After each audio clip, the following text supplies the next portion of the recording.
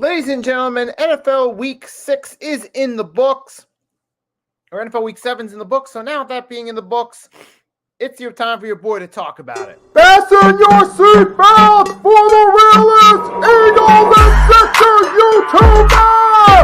One who plays no clickbait and gets to the point! The myth, the legend, Nicky Stees! Come to my channel, you know the deal. Yo, boy, always keeps things real. I'm simply statue think they slate, dropping unrealistic magic. Who can takes for the kick? Even though cats like that get views closer to the millie. Never hear me preach, flip on to Philly. Before you watch the Eagles all the way through the early 22. Authentic talk, forget what others do. Come to my channel, you know the deal. Yo, boy, always keeps things real. The 24/7, 365 way. Sports content for the realest that feels like day.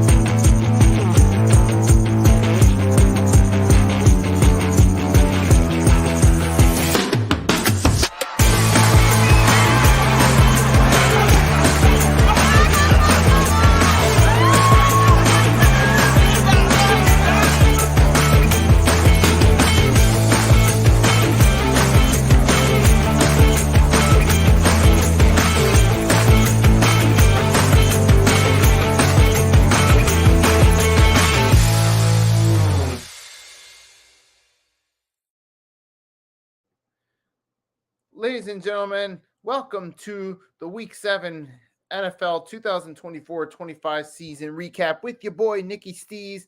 It is Tuesday evening as opposed to Tuesday afternoon, but we're going to get to it. Let's get down to it. This one's going to be obviously longer than the Week 8 pick'ems that we did exclusively on the network, but we're going to dive right into the action. We got a lot to talk about, both from an on-the-field standpoint, injury standpoint, etc. Let's dive right into it. We start with what happened on Thursday night. You had with the Denver Broncos defeating the New Orleans Saints on Thursday Night Football in one decided fashion to improve to 4-3 on the season. But with that being said, though, with the Broncos, people are going to look at their 4-3 record and think, okay, that's not bad. But on the other hand, let's two things you got to look at. Number one, the Broncos have an easier schedule because now they got the Panthers coming up this week. That should be a win. That would improve them to 5-3, and that would be respectable. But at the same time, we know this Broncos team, despite their winning record, they're not a complete team. Yes, it does say that they are 4-3 in the record book, but you also look at the schedule. They beat up on the Raiders. They beat the New Orleans Saints, who were without a quarterback. And you saw with Spencer Rattler as their quarterback, the Saints do not look like the same team at all without a starting quarterback. And then, of course, with the Broncos, they did beat the Bucs in an upset, which I'll give them props on that. But for the most part, that's 3 wins right there that weren't that special. And they did get a win over the Jets, which we'll talk about them later. The Jets have drastically underachieved for expectations. And they fit into that old example of don't believe the hype. But the point is, the Broncos have had an easy schedule, and they've taken advantage of it. And they won 4 out of their 7 games. They're likely to go 5-3 week 8 with the win over the Panthers. So things are looking upward for them. So good for the Broncos in that respect.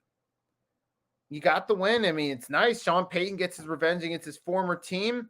On the night they're retiring, Drew Brees' jersey or inducted him in the Saints Hall of Fame, which made sense. They were playing the Broncos. Sean Payton was going to be in the building.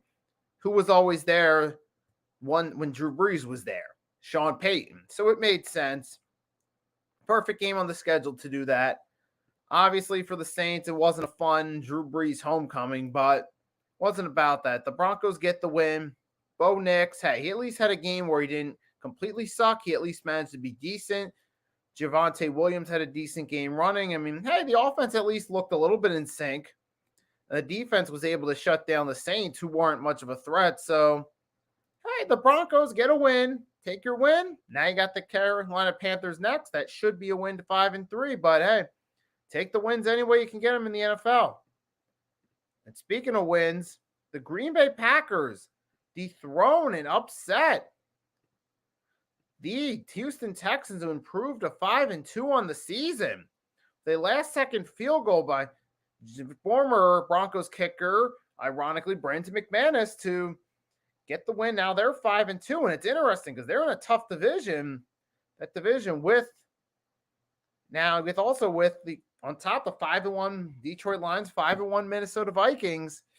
Now the Packers are sitting at 5-2 headed into Week 8. This is going to be a tough race in that NFC North, but shout out to the Packers. They find a way to get a win. I mean, Josh Jacobs, he had 76 yards on 12 carries, which I'm a bit surprised they didn't give him the ball a few more times, where he could have possibly broke the game open and gave him some more points on offense. But, it happened, though. The Packers still got the win.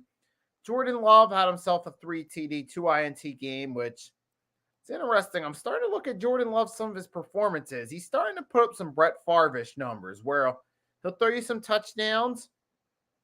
He'll get you some shine, but sometimes he'll throw you some interceptions as well. And it's ironic. I'm starting to see that from Love, who wore a Favre jersey into the stadium for their home game against the Vikings a few weeks ago. But Jordan Love, hey, you're winning games. You're at 5-2. Jordan Love still did get 3 touchdown passes and still had a respectable outing. It's amazing now with the Packers, we're looking at it, they may very well have hit on 3 back-to-back franchise quarterbacks. Favre through most of the 90s into the late 2000s, Rodgers late 2000s, early 2020s, and now Jordan Love over the 90s, 2000s, 2010s, into the 2020s, over the span of 4 decades. You're possibly talking about 3 different franchise quarterbacks over that stretch. And that's an impressive feat right there for the Packers. Now, granted, Jordan Love isn't at that point yet, but it's looking like he very well could be a franchise quarterback.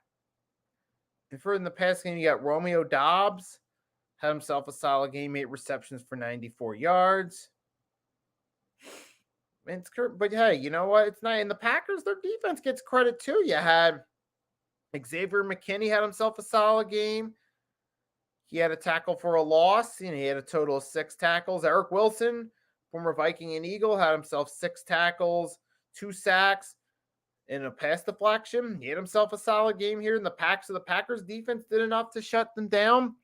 They didn't really let CJ Stroud cook. They got a combined 4 sacks as a team. Overall, a solid win for the Packers against a tough team. That was nice right there.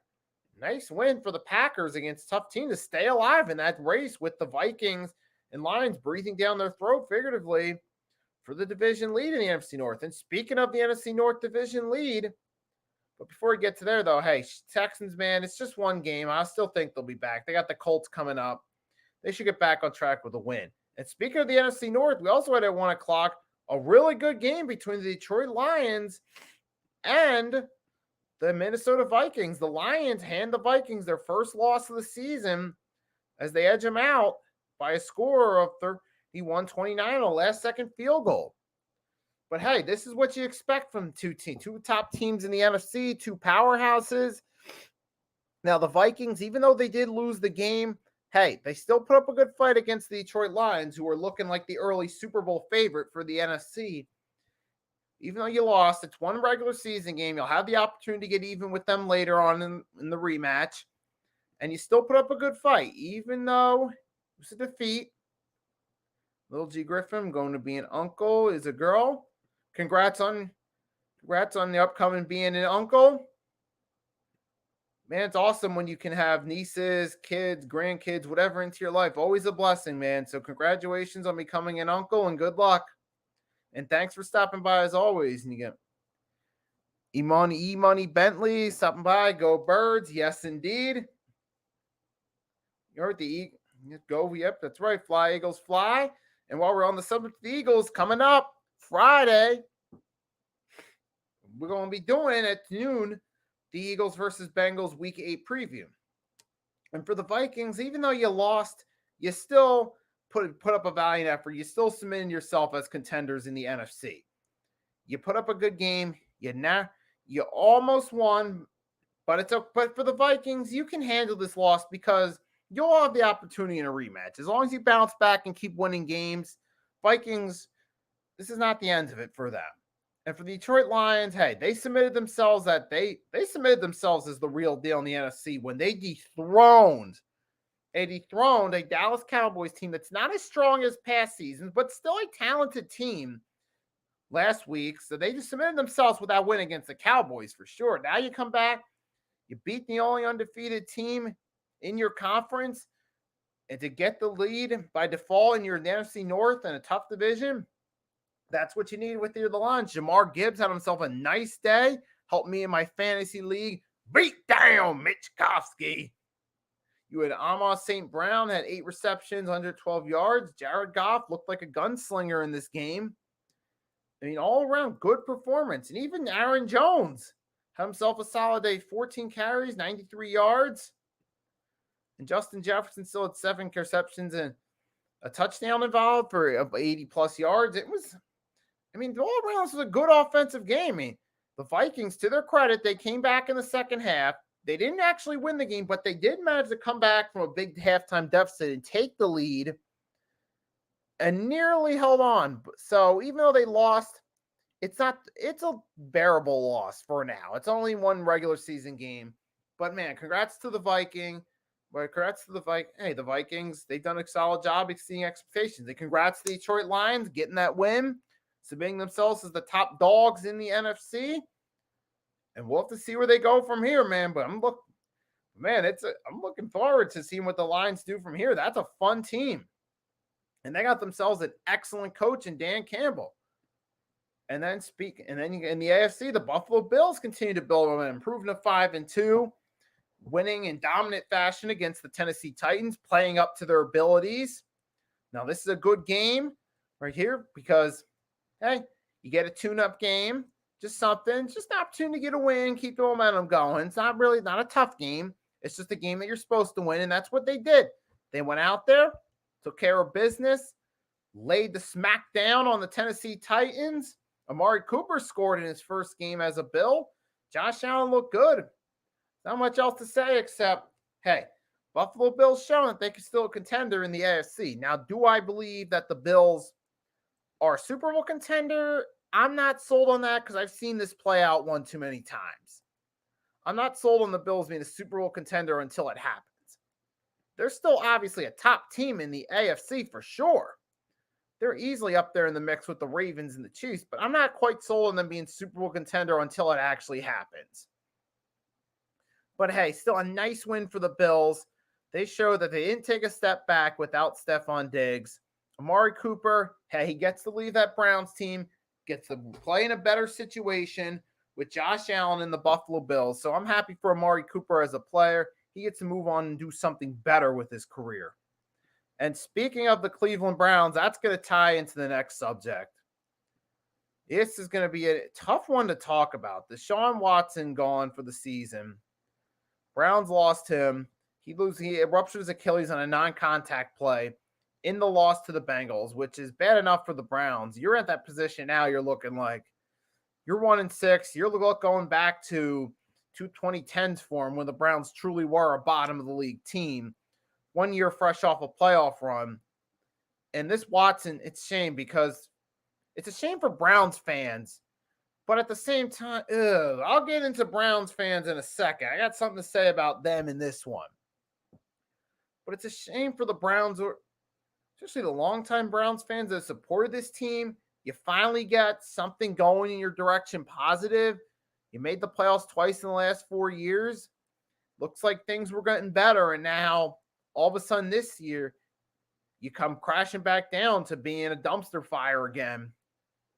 Because this is truly looking like the Browns that we used to make fun of as being the skid marks of the league. And once again, continues the quarterback saga for the Browns. They went all in for Deshaun Watson. They felt Baker Mayfield wasn't the long-term answer for that 2021 season. And now, they've traded all those pieces for Deshaun Watson to the Texans. And now here you are, in the 2024 season, Houston Texans are one of the top teams in the AFC with a CJ Stroud as their quarterback, and the Browns, you're stuck with Watson's contract, and now you've lost him for the season. That's 2 straight years Watson was out for the season. Last year you lost him the season early. Yeah, you got lucky. Joe Flacco was there off of waivers. You could sign him, and he got hot at the right time. But this time around, you don't have that privilege of having Joe Flacco coming to save you. And Deshaun Watson came back. He did not come back to form at all. His career was already doing a 180 from what he was with the Houston Texans, looking like a potential superstar that could rival Mahomes, to now looking like a bust, giving the Browns fans the Sean Kaiser flashbacks. But Watson's out for the season. And Browns fans, some of them cheered when Watson went down with that injury. Now, my thoughts on this are, let's face it, this cheering has more to do with the fact that Browns fans weren't happy with what happened on the field. People will say the off-the-field stuff's the reason they were cheering. But let's face it, when he first came out in a Browns uniform, their fans were excited to see what he was going to do for this team. They were looking forward to Watson in a uniform because they remembered him from his Houston Texans days, and they're like, all right, we finally got ourselves a good quarterback here. He's better than Baker ever was. They were hyped up about it. But now, here you are, 2024. He hasn't lived up to the hype. Browns fans were finally looking to vent, so they cheered when he was down. And now, for me personally, though, it's tough because I understand from the perspective you don't like Deshaun Watson as a person, especially the fact that he didn't face any real significant consequences for how serious his off-the-field issues were. Because at least with Michael Vick, you can say, all right, he did do 2.5 years. Even if he should have got longer for what he did face some extent of justice. But Deshaun Watson, what real justice within the system did he face, assuming that all that is true? In that case, he didn't face any justice. So on one hand, I don't like the guy personally because of all of it. Because with him, let's be honest, 20 plus women coming forward accusing you of inappropriate stuff, something's up. Okay, 1 or 2, yeah, that's a he said, she said, especially if those 2 are close friends. You could argue that they're maybe conspiring together. You could argue that. So, but point is, yeah, there are some he said, she said situations where you're going to look into it and find more information. And when the Watson stuff first came out, I didn't formulate a stance. I waited for more information. And then once it got to a point where woman after woman after woman was coming out, I'm like, okay, something's up here. So yeah, I don't like the guy personally. At the same time, I mean, I don't necessarily feel sorry for Watson, but I don't wish injury upon anyone either. So it's kind of where I stand about it. And LeBron James even came out, called out Cleveland fans for it. And Jameis Winston said he wouldn't cheer for someone getting injured, which, oh gosh, don't even get me started on that. Because Winston, he's had similar off-field history as Watson. But for me, I get it. You don't necessarily want to wish harm upon anyone, even with some of the negative baggage that comes with them. Even though it's hard to feel sorry for Watson, at the same time, I don't wish injury upon anybody. I mean, I get it. You don't like the guy, but cheering him while he was down. I mean, even Shannon Sharp said on ESPN, or actually Stephen A said on ESPN on First Take, if Eagles fans can't live down cheering Michael Irvin, then Browns fans shouldn't be able to live this down. And I'm not deflecting blame away. No, Eagles fans were wrong for cheering Michael Irvin back in 99. And Browns fans cheering Watson that's not a good look either, to cheer someone down with a serious injury. So we get that. And for the Browns, this is what happens when you go all in for the wrong quarterback. They gave Watson that big contract when he didn't start till week 11 of that first season. He was practically out of the league 2 seasons, practically. And they started him. So they went all in for a guy who was practically out 2 seasons. Obviously, all that time he missed in the film room, practices, on the field with the teams, it obviously hurt his game. His game did a complete 180 from looking like a future superstar to playing like a bust. And now this injury is the icing on top of the decline cake, for lack of a better term. Basically, in other words, saying this injury is just the pretty much the peak of Deshaun Watson's downfall on the field. And for the Browns, man, yep, I mean, I've said it already. They went in for the wrong quarterback. Now they're stuck. And yeah, Nick Chubb came back, but he didn't do much. But to be fair, he's been out for over a year. I'm not expecting Nick Chubb to come back right off the bat and continue where he left off, if he continues where he left off. And now there's that concern with the Browns on Nick Chubb. Can he come back and be the same running back? Like, obviously, first game, I wasn't expecting it from him. So then you got Deshaun Watson. This is pretty much, like I said, I mean, this is just like this is the peak of his downfall right here as a quarterback. This injury. And for the Browns, this is the peak of the disaster that's come with Deshaun Watson's tenure. It was looking worse and worse as the season went along, and this was ultimately it. And now they did sign Bailey Zappi. With him, they got him and Winston in the active roster, but that doesn't inspire confidence. Now, Winston, he'll probably play better than Watson at least, but I don't know if he's necessarily going to win you games. And Winston's had his injury history too. Let's not forget that. So there's not a lot of confidence going with the Browns. And Nick Chubb, you're hoping he can come back to form, but we still don't know if that's going to happen or not. I mean, it's obvious the Browns are not getting in contention to compete with the defending Super Bowl champion Kansas City Chiefs, who, mind you, defeated the San Francisco 49ers to win the Super Bowl rematch to improve to 6-0. But with all due respect to the Super Bowl champs, the big headline of this one for me is the 49ers getting battered by injuries. It's ironic. We saw this happen. I know I've alluded to it before. We saw this happen in 2020, 1 year after they lost in the Super Bowl to Kansas City. Now it's happening in 2024, 1 year after losing the Super Bowl to Kansas City. But you got Brandon Ayuk is out for the season. You got lost run CMC Christian McCaffrey. Your offense just isn't the same without him. Even though Jordan Mason's done his best to fill that role, it's just not the same. He doesn't have that same versatility that McCaffrey had in the run and the passing game, because McCaffrey was used as an option in screen passes. And Jordan Mason just doesn't have that ability that McCaffrey had. And now you lost Brandon Ayuk, and Deebo Samuel's questionable. With Deebo was hospitalized. I mean, he just came back from an injury, and now he's looking like he's in trouble again. I don't know how much longer he's going to hold up. I mean, he was sent to the hospital. I mean, how much? That's not a good look at. What am I looking at? That's terrible. And that's bad news for him. He was in the hospital with a pneumonia right after leaving with an injury. You got to wonder, is he going to be able to hold up for the season? And if you lose Deebo, all you got left is Kittle as far as main weapons go. And you got a losing record. And this is just a bad situation for the 49ers that, I mean, despite their best efforts, I don't know if they can overcome this. I honestly don't. And for Kansas City, hey, you're undefeated. Congratulations on that. But the bigger story is the 49ers. And with that being said, this could lead. But that being said, though, to be fair, the Niners could still have a shot at winning the division because the NFC West is wide open right now. Pretty wide open, like a bar on an island during the off-season months. So it's like, yeah, I mean, because you got the Cardinals are 3-4, got Seahawks 4-3, Rams 2-4. It's like it's pretty kind of wide open. It could be the Niners, Seahawks, or even the Cardinals could surprise some people and win. Maybe get the number 4 seed and host a home playoff game. It's kind of a wide open division there.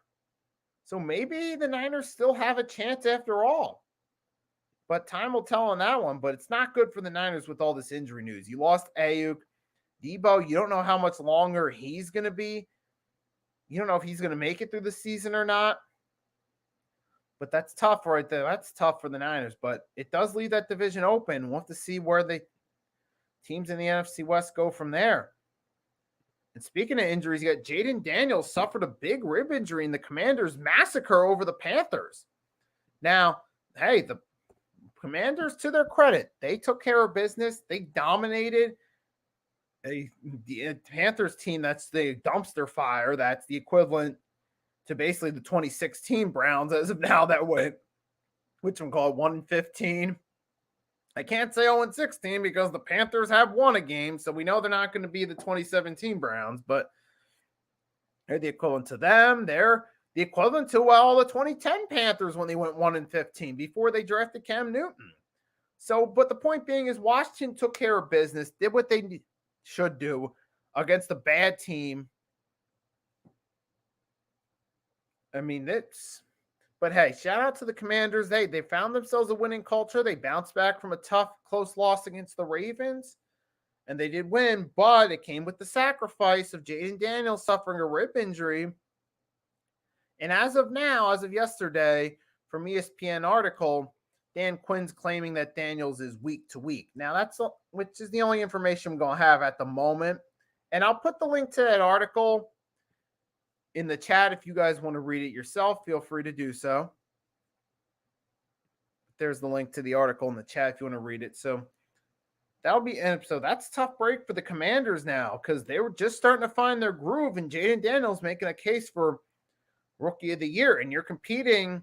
You're one of the top teams in the NFC. You're still potentially competing for the number one seed, which is unlikely, but you're competing possibly for a number 2 seed and the quote easiest first round matchup. And now if you lose, and if Daniels is out for a few weeks, that could affect their record a little bit, but time will tell on that one. I mean, the Commanders do have the Bears coming up, which unfortunately, if Daniels does miss it, we'll miss out on the opportunity to see Daniels versus Williams. I still think that game, as far as my prediction, that's going to depend on whether Jayden Daniels can play or not. But so far it is Tuesday. We'll have to see if he can play or not through the rib injury. But as of now, he is questionable. And the Commanders could take a bit of a hit over the coming weeks without him. And if they do miss him, we'll see how far the team has really come without him if it comes down to that. But hey, the Commanders do get the win. They improved to 5-2, and they are looking impressive as a unit, especially with Jayden Daniels in there. So I give them props on that. Now, speaking of teams, but to be fair, the Commanders are looking impressive, unlike this team, the New York Jets. All I'm going to say is I have given up on the Jets. Look, they started the season 2-1. They lost against the 49ers the first game, but they played decent enough where I gave them the benefit of the doubt. Then they rattled off 2 straight wins. They were against easy opponents, but they were still wins nonetheless. So you were 2-1. Then you went to a week 4 match against the Broncos, expected to win. You drop that. Then you drop another game against the Vikings, then against the Bills, and against the Steelers on primetime. 2 of those losses being primetime games. At this point, as far as Aaron Rodgers goes, I'm done with excuses for the guy. He's not the same quarterback he was. He's not even the Aaron Rodgers of 4 or 5 years ago when he was still leading the Packers to NFC Championship games and getting them on the cusp of a Super Bowl berth. He's not even that guy anymore. Look, Aaron Rodgers is a shell of his former self at this point, and you're starting to see it affect the Jets at this point. They started off looking hot, but they couldn't keep together. Rodgers threw 2 picks. To this point, he's out of excuses, I feel. You don't have the head coach hasn't had a winning record there anymore. That excuse is out the book. You didn't have to rely on Greg Zuerlein in close games to make field goals, so that's not an excuse. At this point, you got to realize that part of the problem is the Jets went all in for a past his prime quarterback who's got a massive ego at this point. At this point, his ego as a player is probably bigger than Brett Favre's ego ever was as a player. Now, to be fair, Rodgers hasn't done anything that Favre has done off the field yet. But now that I think about it, even though this is off subject, it kind of scares me about what Aaron Rodgers, the person, will do when he retires. But yeah, Rodgers at this point, to Vic's point, it is time for him to retire. He's clearly not the same player he once was. We started to see signs of his decline the final year with the Packers, which explains why they traded him to the Jets in the first place. Now, if Rodgers would have stayed healthy last year, they might have had a chance, but that ship has sailed. And for the Jets, there's no more excuses for Rodgers at this point. You've had some time to develop chemistry with your receivers. They got you Devontae Adams. They got you some other players. The coach who things weren't clicking with, obviously, was fired. You didn't have to rely on your kicker too much. What's the excuse now? Oh, I don't want to hear any excuse of it's this or it's that. Maybe it's part the quarterback not being the same guy he once was. Maybe it's a quarterback being an egomaniac who doesn't know when to give it up, who doesn't realize he's past his prime. Hey, Aaron Rodgers, you're going to get a gold jacket in Canton, okay? Give it up. Take the Hall of Fame induction. Congrats on a great career. Go enjoy that retirement, which is what I think he should do. But it doesn't look like it's going to happen. The Jets are stuck with him for the season. I feel like the only way they're making the playoffs is to win out the rest of their games. But we know realistically that's not going to happen. So I've given up hope on the Jets. Not much to say about them. But speaking of teams whose hope, it seems like no matter what, things never really work out. The Arizona Cardinals defeat the Los Angeles Chargers 17-15 on a last-second field goal. Now, the Chargers were a team that going into the season, maybe we had some expectations for. You got rid of Brandon Staley, you brought in Jim Harbaugh, Justin Herbert's coming back. But now you're 3-3. You're looking mid as a team. Crazy. The Chargers got 0 touchdowns in this ad one. 0 touchdowns against the Cardinals. Kyler Murray, from time to time, he showed flashes of himself. But the Cardinals, I mean, let's face it, they're starting to get a softer schedule as the season goes along. They've managed to win a few games by luck, but I'm not that impressed with the Cardinals either. Let's face it. They narrowly won this game in a low-scoring contest. I think, honestly, this is more about the Chargers being overhyped and us thinking a little bit too highly of them. Because one of the biggest things is they don't have any real wide receivers for Herbert to throw the ball to. J.K. Dobbins he's not that Derrick Henry back that can break a game open. I just think the way Harbaugh structured this team to favor the run, it's not really working so well in the NFL. And to the people that had their concerns about it, they're being proven right thus far, because this Los Angeles Chargers team just seems like a middle-of-the-pack team that's continuing down that trend, because the Jets have been a below average to bad team, which is a trend continuing. The Chargers have pretty much been a mediocre team for the past decade, and that's a trend continuing for them now. It seems like honestly the Chargers are the team where promising QB careers go to get wasted. Phillip Rivers, he was one of those quarterbacks, I feel that he had some of his peak years wasted by a pretty bad team, which just led to a bunch of mediocre seasons. And then you saw Phillip Rivers' final year when he statistically was past his best with a decent team around him in Indy. They actually won 11 games and made a playoff spot. The point being is, Phillip Rivers, even at the end of his career, was put in a better situation with the Colts that one season he was there, and they actually clinched a playoff berth. And now you look with Justin Herbert. I honestly think if you have him and Tua swap, if you go back in time and do a draft redo in 2020, they swap teams. Herbert's in a better position in Miami. And with him being a healthy quarterback minus last year's injury, I think he'd be better off with the Dolphins. And Tua, I don't even want to think about it. But the point being is, the Chargers are that team where promising careers don't succeed. And I think, honestly, even though we're going way back in time till 2 decades ago, I think the best thing that happened for Drew Brees was they let him go and he went to the Saints. But the point being is the Chargers are pretty much cursed to mediocrity, and that's a trend that looks like it's continuing this season. I mean, for the Cardinals, hey, congratulations, you got the win, but that whole NFC West is a mid-division to me. I mean, hey, like I said, somebody's got to win it. Maybe the Niners win it in spite of injuries. Maybe the Seahawks or maybe the Cardinals. To me, those are the 3 teams likely to win the NFC West. I feel like that's a very mediocre division. But hey, it is what it is. Cardinals win, Chargers lose, but we close out with the other Monday night game, that more exciting one. Speaking of teams with running backs that can run the ball, the Ravens edge the Buccaneers in a Monday night shootout. A lot of scoring in this one, folks. And this was, if you're a fan of high scoring, all offensive, fast paced, fun football games, if you find those games fun, well, this was your game last night. And the Ravens absolutely dominant. Ravens and Buccaneers absolutely lights out on the scoreboard all throughout the game. I mean, to the credit, hey, Lamar Jackson threw 5 touchdown passes. Derrick Henry had 169 yards carrying on only 15 carries. This team had a perfect blend of pass and run on that game. You see that people were saying, remember that Lamar Jackson's just a running back. Well, last night he proved everybody wrong. He's more than just a running back. And if the Ravens can play like this, with Lamar dominating in the passing game and Derrick Henry bulldozing through people when he does get the ball, this Ravens team is going to look like it could be a Super Bowl contender.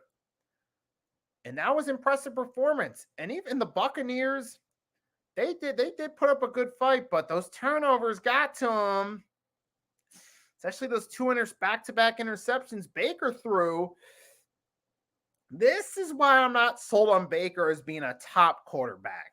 I see Baker as like a somewhere between 10 to 15 quarterback with the right pieces around him. But it's because of situations like those 2 interceptions where the Ravens scored 10 points off of. And being that it was a 10-point difference in the final score, 41-31, those 2 interceptions might have been the thing that helped the Ravens win this game. Because the Ravens scored a touchdown off the first interception, a field goal off the second. That first touchdown was interception in the end zone. If he doesn't throw that interception and they get a touchdown instead, well, that takes 7 points away and gives 7 points to the Bucs, which you do 41 minus 7. That gets you 34. 31 plus that 38-34. That could have possibly been a Bucs win right there. So that was 2 interceptions, especially the one in the end zone by the Ravens. That was a key factor in this game. So ironically, even though this was a shootout with the 2 teams scoring a combined 72 points, it was a defensive play that truly made the difference in the final outcome when you think about it. Because you take away that Ravens touchdown off the interception and the Bucs get that touchdown, that would have changed the outcome of the game completely to a Bucs win. So I gotta give credit, got to give props there to the interception to Marlon Humphrey for it. Because that may have been the play that won him the game. So, yeah, obviously Lamar and Derrick Henry get credit, but you also got to give props to Marlon Humphrey for that end zone interception because that could have changed the outcome now that you think about it. So I thought it was important to give him a shout-out. But, man, shout-out to the Ravens, though. They did their thing as a team and got the W. They're 5-2. Momentum's rolling in their way. Now they got to play the Browns, which should be a 6th straight win. Shout out to the Ravens. And to the Bucs, man, they do play hard in their games. They're a competitive team, but it's those close games. They just cannot seem to close out those close games and get the wins. And that's the thing that could haunt them later in the season, especially if it's a tight race in the division with the Falcons or for a playoff spot. But then again, it is a weaker NFC. They could still either win the division or sneak in as the 7th seed. But we'll see about that more in December. But for the Buccaneers, man, they just got to learn to do better and limit the mistakes and turnovers. That's the one thing with Baker that, to me, prevents him from being a top-tier quarterback. I mean, he's still a solid quarterback, but he's not a top-tier guy to me. So I'll leave it at that right there. And before I go, I'm going to get ready for the final segment, the 2-minute recap. We're just going to breeze through some of the other stuff that went down. Let's get into it. All right, first we're going to start off Jags beating the Patriots. I mean, man, what do you expect? And the Jacksonville Jaguars, New England Patriots, somebody had to get a win. Pats are in a deep rebuild. Jags, they found a way to get the win, look competent for a week. Peterson gets his job saved for a week, but the long-term future is still in huge questions. The Seahawks upset the Falcons. Kirk Cousins had an off game here, throwing a couple picks. He didn't look like himself. Bijan Robinson tried his best, but it just wasn't enough for the Falcons to win this game. But hey, congrats to the Seahawks. They get a win. They came in as upsets. They move up to 4-3. They're in first place in the division by default. Maybe that could be the difference, could help them win the division at the end of the season, but we will have to see. And then the Dolphins, man, people thought that Tua was overrated. I mean, honestly, even I kind of did, but seeing what this team's like without Tua makes you realize that Tua was a lot more valuable than we gave him credit for.